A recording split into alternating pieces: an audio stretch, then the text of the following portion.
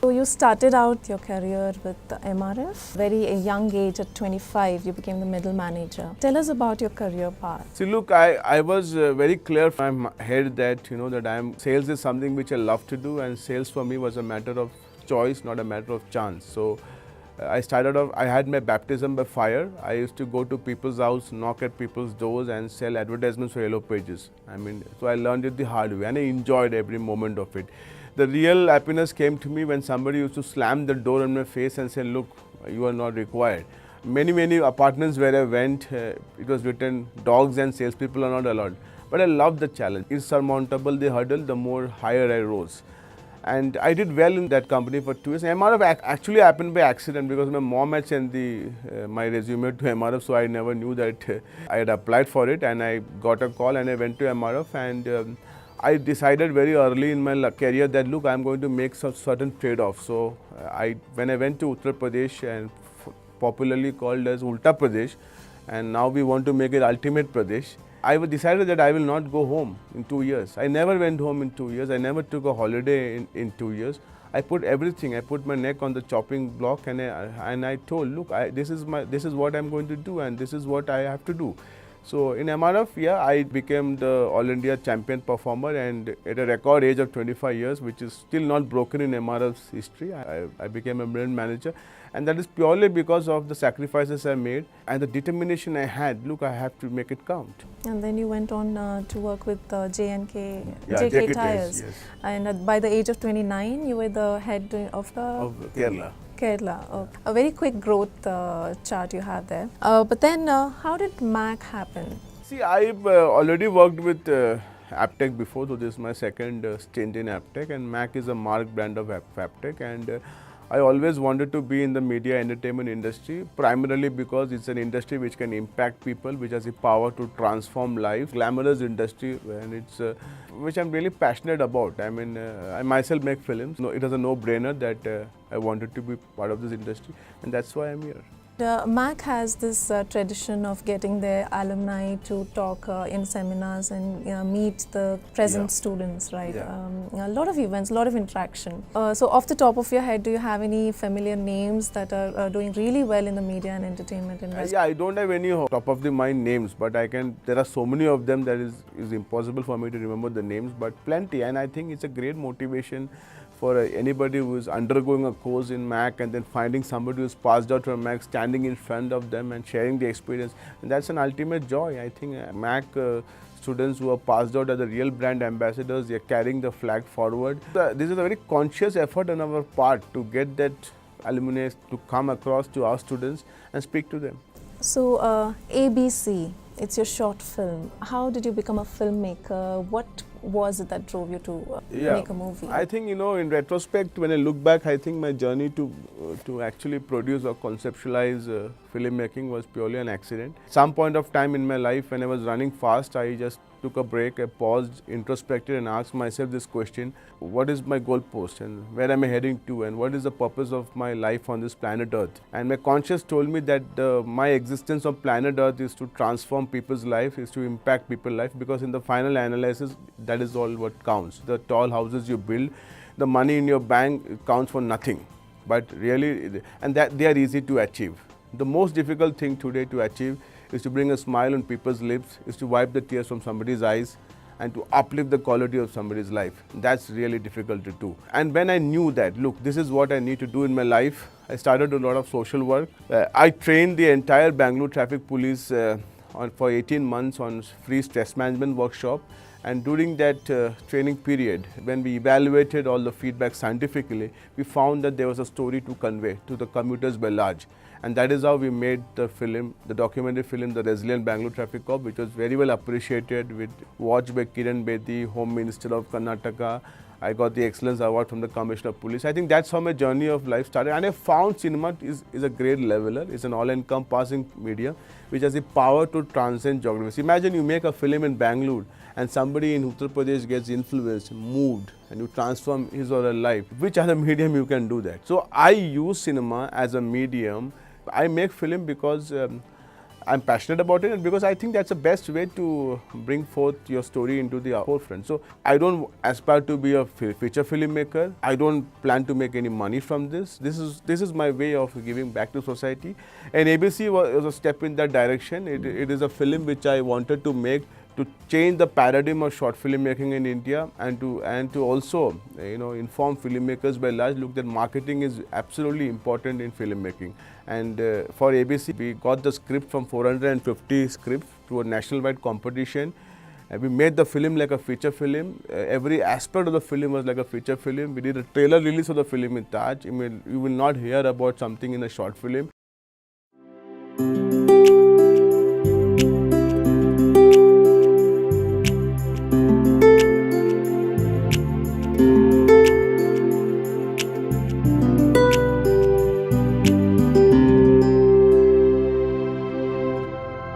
कुछ तो बात है अच्छा काम करने में, वरना इतना अच्छा फीलिंग क्यों आएगा? They say it right. Happiness is contagious. We did premiere the film in Bombay, Hyderabad, Pune, and in Bangalore. And I took the film to 45 colleges in India, which means I traveled across to colleges, because I believe that engaging with audience physically in front of them is a far more invigorating way to convey your point of view. And the fact that people have liked the film, I think the biggest award is when actually people like the film and they say, look, we have brought a smile to our faces. I think that's the biggest joy you can get. I make films. So recently I went to Agra and I met acid survivors, 7 acid survivors who are working in a restaurant. It's called Shiro's Hangout, and they manage the restaurant, and these are the real heroes. The real heroes are in places whom we can never see. The real heroes are in places whom we will never meet. The real heroes in places who do not want to highlight their work. The real heroes are people who look at death in the eye and say, look, my time has not come. The real heroes who struggle to make it every day. They are the real heroes, and they need to be celebrated. And cinema has a power to great binding force to bring people together and evangelize them and to take us to build a strong movement. And also your movie, the short film was gained entry 37 film festivals, okay, and it has won recognition as well, awards, 17 awards, okay. Apart from your other passions, speaking in forums, especially the youngster forums, tell us about it. How did it all start? Was it just a path you took on the way? Yeah, see, I have very difficult to digest for people, but I was a very timid and introvert student when I was growing up, and I used to hide in the bathroom and tell my mom that, look, if my friends come, tell them I'm not there. So I was as reticent as anyone could be. But I think moving away from my home and going away to a far off place and doing everything on my own, changed my mental makeup. I think the fabric of one's thinking will change once you start making your own decisions in life. And I always believe that thoughts needs to be articulated. You may have great thoughts, exemplary ideas, but if you are not able to articulate that and narrate your thoughts, I think it's a waste of those thoughts. So I did it the hard way. I used to read newspapers, I used to read storybooks and write those words which I did not know the meaning into a notepad. And then I used to look at Wren and Martin dictionary and find the meaning and write the meaning close to that word. And then I used to use that word consciously in when I was conversing. So that is how I learned it. Now you obviously have Google to do that. And I consciously learn 5 new words every day. I consciously go and listen to people who talk. And whatever we have learned, we have a limited knowledge. If we can share to the youth and the youth can take it forward, it is a great thing to do. Because today India is the only country in the world where with each passing day, our age is reducing. So 70% of our population is under 35 years of age. By 2020, India's average age will be 29, China 39, Europe 49. So we have the youngest people in the country amongst all people in the world. And if we are not going and igniting those sparks in those youth, then who will? Right, so it's mostly because of your personal experiences and you didn't want others to go through that, and it's better to catch them young as well. Right.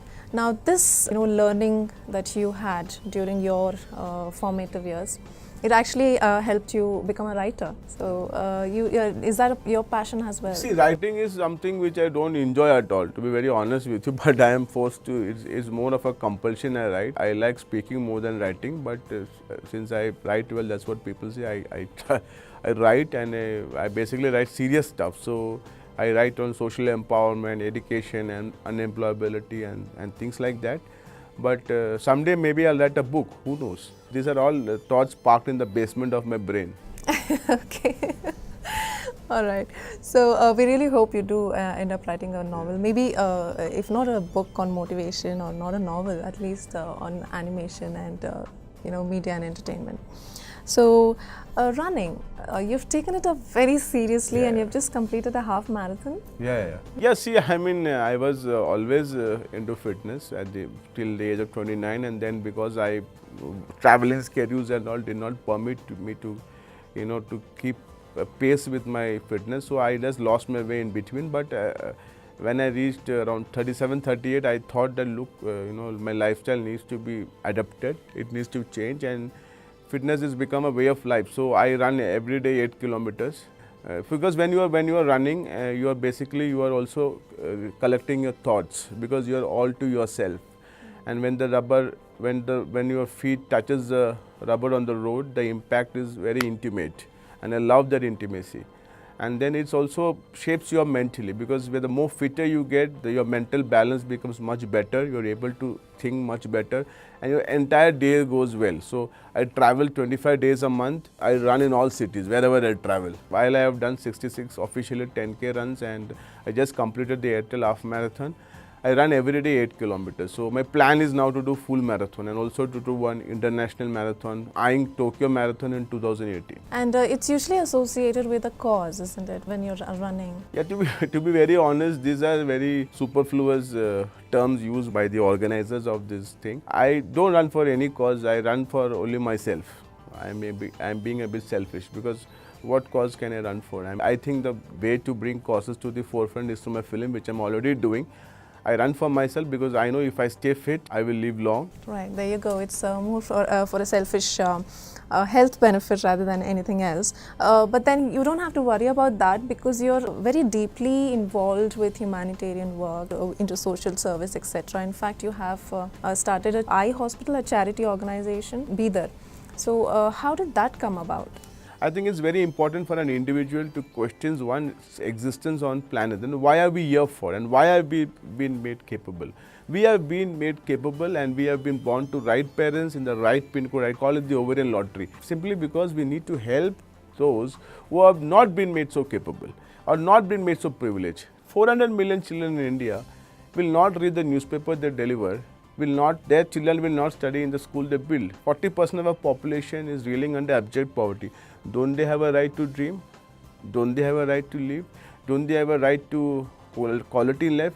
Whose responsibility is to ensure that they get a better quality of life? Our responsibility. People who have been made capable, it is their responsibility to uplift people from below poverty line. The best exercise for the heart is when you actually bend down and pick people up. And that is what is our life all about anyways, right? So it's not, I am sure all of us in our small little ways are trying to transform people's lives, and I am also doing in my small little way and trying to bring joy to people. You're actually being an example rather than just being a talker, right? That's a very good thing to know. So what next? What's on the agenda for you personally, or also with respect to the media and entertainment industry? What are you seeing in the future? See, as far as professional is concerned, I think we are at the cusp of a revolution in media and entertainment industry. It is happening, but it is going to gather more pace. And it's going to be exciting times for media and entertainment industry. See, when Jyoti Basu made the first call in July 21st, 1995 to the tainted and more very famous telecom Mr. Sukram, he never thought that human civilization will lie on the palm of your hand. Today, everything is becoming shorter. Relationships are getting shorter. Travel time is getting shorter. We don't stand in a line for anything. Now, if you're standing in a line, we are cribbing. We want to pay everything through our mobile. Everything is getting shorter. Even films will become shorter. Everything will happen at the palm of your hand on the mobile phone. So digital revolution is already on a plane flying the eye into the orbit. Absolutely exciting time, and it's very, very exciting for people who want to enter this industry. That is on the professional side. On the personal side, I think there is so much of work to be done, and I go and ask many people, what is your dream? And people say that my dream is to become rich, my dream is to buy a car, my dream is to do this. I think there are mighty injustice happening in this world. Find a cure to cancer, eliminate poverty, weed out corruption, bring gender equality.